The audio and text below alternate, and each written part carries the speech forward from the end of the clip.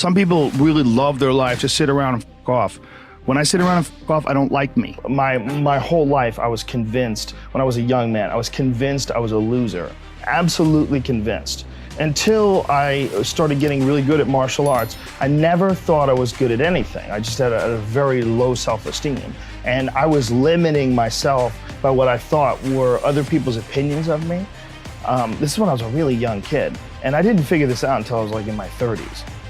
But I think that you absolutely can be limited by your perceptions of someone's definitions of you.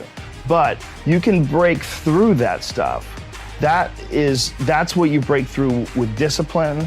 That's where you break through with hard work and concentration and focus. And that's why it's so important to have like either a discipline or an art or something that you're trying to create or something that you're really focusing on. Because if you don't have like a point of focus as a human, I think it's very hard to get through this life and have an appreciation for true struggle. Because our physical struggle with what our bodies are designed for, the caveman of 10,000 plus years ago, our bodies are still designed for that. That physical struggle doesn't really manifest itself when you're sitting in front of a cubicle, you know, in front of a computer in a cubicle in this unnatural position all day.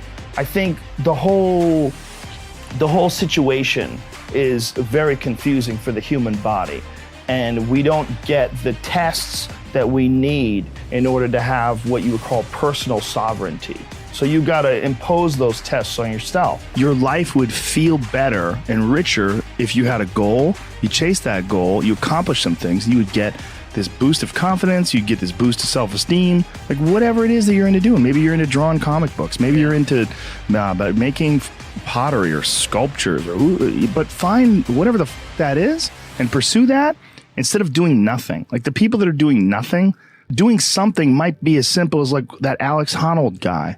He just climbs rocks, but he's world-class rock climber. Though. It's something.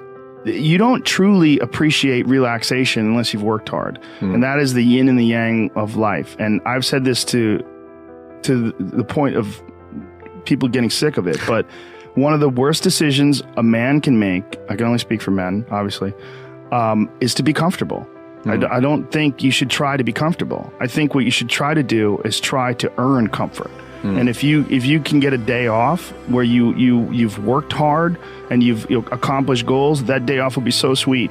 When I work hard and I sit in front of the TV, I enjoy the shit out of it. I put my feet up, I have a nice drink, you know, I enjoy my free time. I'm more of a workaholic than I should be, probably. If the balance was, I probably should relax more than I do, but I never feel like I earned it. But that's part of the reason why when I do feel like I earned it, I can enjoy it.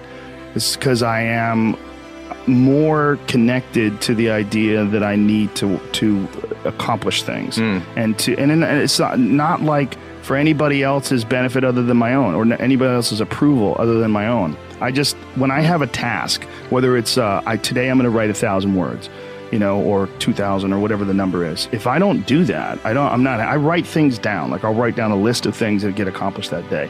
And if I don't accomplish that, I'll get sick.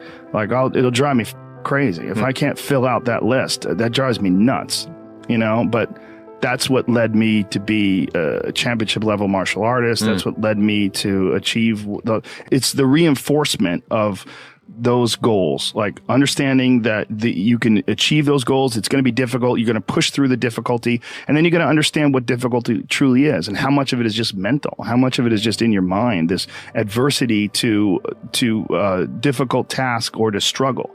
You know, and a lot of people have that. They're scared. They're scared of complications. They're scared of failure. Failure is a big one that people are afraid of. But failure is one of the most important things you could ever have as far as like the motivation to do things differently. One of the reasons why I think that I'm good at friendships and relationships is because I've failed at them in the past. One of the things that I'm good at comedy is because I've bombed on stage.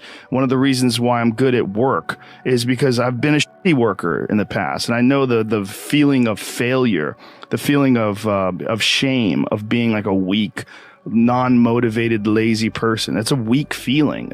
You don't respect yourself.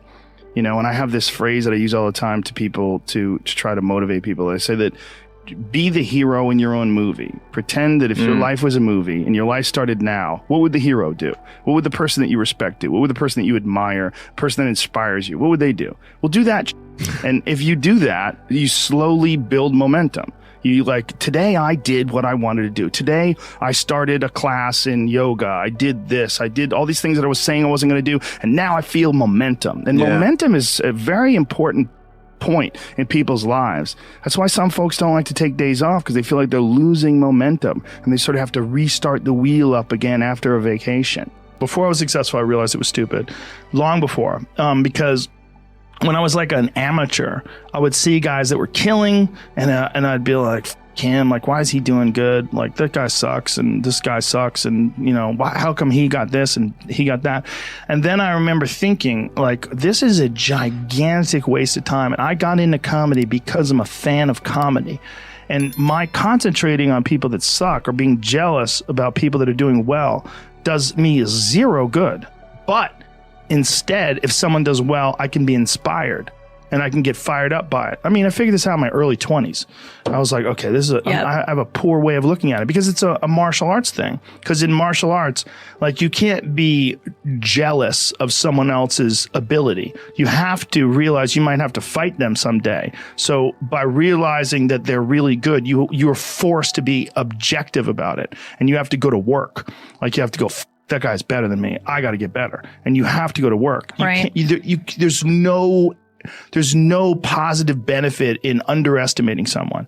The one thing that discipline definitely does help you with is it helps you get things done. And when you get things done, when you actually do things, you have more success. If you have more success, and sometimes a big part of success is just not being lazy and just doing it. Yeah. That's like 90% of it is just showing up. Get there and start working. Like, you're not going to feel perfect every day. If I only worked out when I felt good, I'd be a fat because there's a lot of days I don't want to do it. It's pretty much the same with everybody that actually gets good at something. There's got to be those days you push through. And they're probably going to be more numerous than the days you don't. And so the benefit of discipline in my eyes has always been that through discipline, I get things done. Yeah. I always say that I'm like the most lazy, disciplined person I know, because I don't want to do it. Yeah. But I always do. A bunch of people that will say, yeah, well, I have a family, so, it's a great idea for you to just go out there and go crazy. I have people to support. You need to listen. Stop saying that.